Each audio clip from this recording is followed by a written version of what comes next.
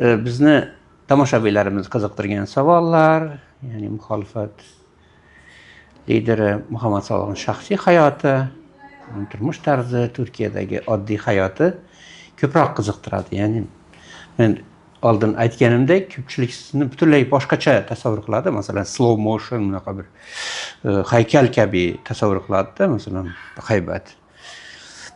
Ichki, masalan, oddiy Muhammad Salohning hayoti qanday? Shuni gapirib bersangiz. Nimalar bilan band? Judayam oddiy. Oddiy hayoti judayam oddiy. Ya'ni Men bunday deb tasavvur qilmayman o'zimni.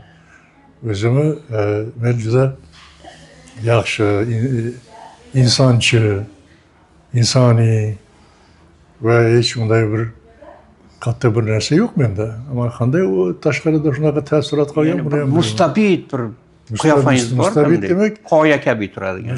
Mustabid demak bir istibdodchi degani, ya'ni istibdod qilgan, zulm qilgan. Meni zulm qiladigan bir xalqim yo'qki. Menda mustabid o xalqni boshqargan odamlarda bo'ladi istibdod. Ammo menda oilamda ham unaqa bir istibdod yo'q. Ba'zan qattiqqo'l bo'lishim mumkin, lekin so'nggi bosqichlarda u qattiqqo'llik ham yo'qoldi deb umid qilaman.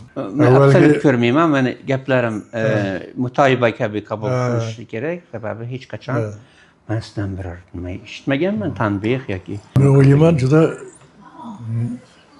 zamonaviy til bilan aytganda liberal odamman. Uyda ham, tashqarida ham. Faqat endi ko'rinish ozgina yuzimiz shunaqa qattiqroq ko'rinishi mumkin. Alloh taolo bunday yaratgan endi biz uni. Ya'ni tinmay tirjayib turish ham odamni charchatadi masalan. Tirjay olmayman. Ya'ni kula olmayman. Albatta kulib turadigan yuz bo'lsa yaxshi bo'lardi, ammo Alloh taolo boshqacharoq yuz bergan. Bizga nima qilaylik? Biz oldingi ko'rsatuvimizda qizingiz haqida gaplashyotgandik. Ya'ni qizingiz tarbiyasi qanday bo'lyapti? Qizimizning tarbiyasi endi otalar o'zi aslida yaxshi tarbiya. Bolalarni otalar kam tarbiyalaydi. Eng azından bizim oilada otalarning tarbiyadagi roli unda katta bo'lmagan. Onalar doim tarbiyalagan. Biz umumiyatla dunyoda bütün onalar tarbiyalaydi bolalarni.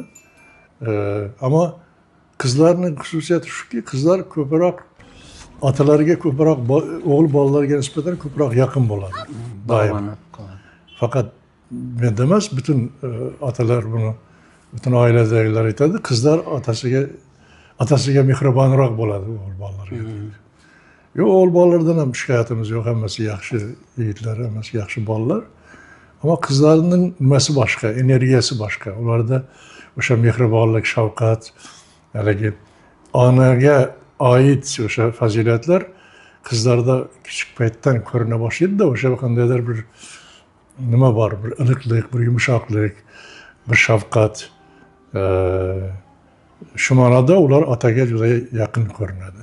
Shuning uchun ham hozir o'zim kenja qizimiz ham o'sha qiz bolalarga xos bunaqa mehr, hali u o'zini mehrini izhor qiladigan bir leksikasi, tili yo'q. Bolani hali endi gapiraya boshladi.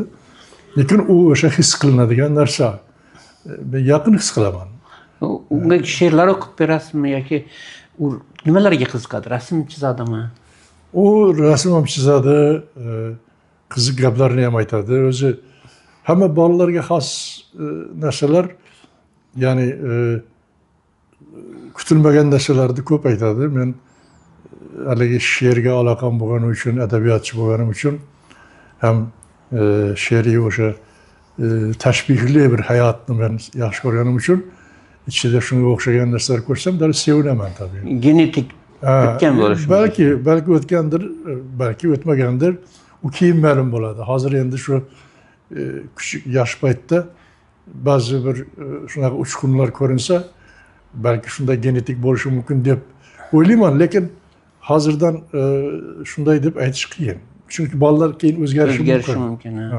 Lekin umumiyatla sog'ligi juda yaxshi, baquvvat qiz, yaxshi kichkina qiz, o'zi 4 yoshga to'layapti. O'sha aqli ham o'sha yoshiga nisbatan juda yaxshi. Nima qilishi, ya'ni Allah'ın bizim şu şu yaşımızda şu kızı bergeni için ben Allah'a juda şükür kılamam. Umuman Yevropa pedagogikasida yoki Hind filosofiyasidanmi balkim qaysidir o'shani nima ta'limotlarda, ya'ni har qanday tarbiya boladagi tabiiy borliqni buzadi degan bir filosofiya bor-da. Masalan, ko'pincha uzoq vaqt masalan O'zbekistondagi bolalar Sovet tarbiyasini oldi, Makarenko tipidagi tarbiyani oldi, hamma bir xil marsh qilish kerak deganga o'xshagan. Keyin boshqa bir nimalarda hujrat tarbiyasini oladi. Umuman qaysi yo'sin ma'qul deb o'ylaysiz? Masalan, Yevropada bolalarni o'z erkiga qo'yish tarbiyasi bormi, masalan, Shvetsiyada? Men şu bolalarning erkin o'sish tarafdoriman. O'sha ota-ona tarafidan bosim bo'lmasligi kerak. Qattiq o'sha haligi afsharkalarni tarbiya qilganday qattiq haligidaqa buyruqqa asoslangan tarbiya ayniqsa ularning bir yoshlik norasida chog'ida menimcha ko'proq zarar beradi foydadan ko'ra deb o'ylayman.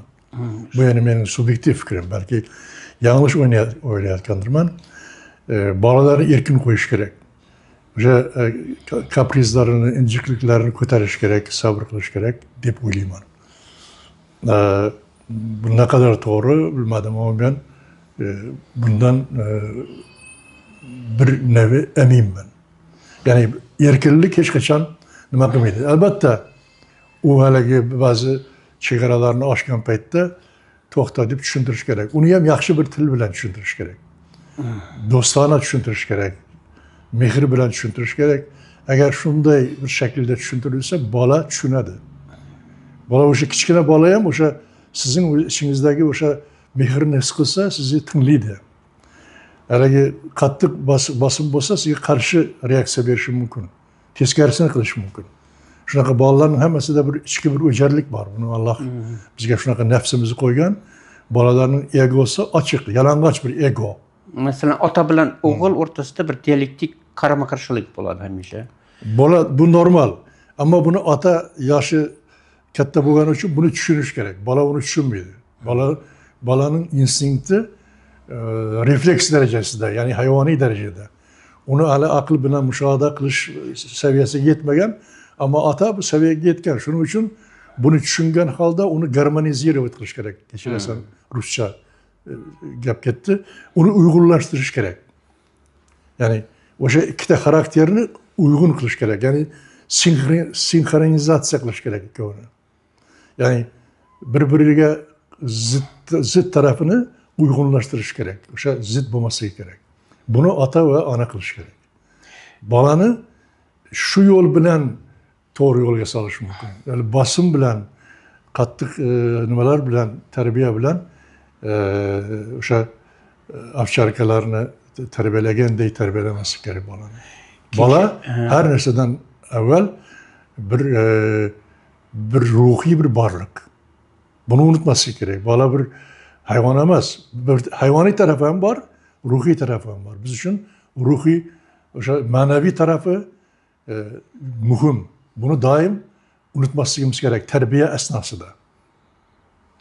Shu ma'noda ko'p materiallar keladi-da, bolasini kaltaklagan ayollar, urgan, o'ldirgan, sotgan ayollar haqida. Kecha masalan bir video oldik, yuragim chidamaydi. Masalan, tilanchi bolalar.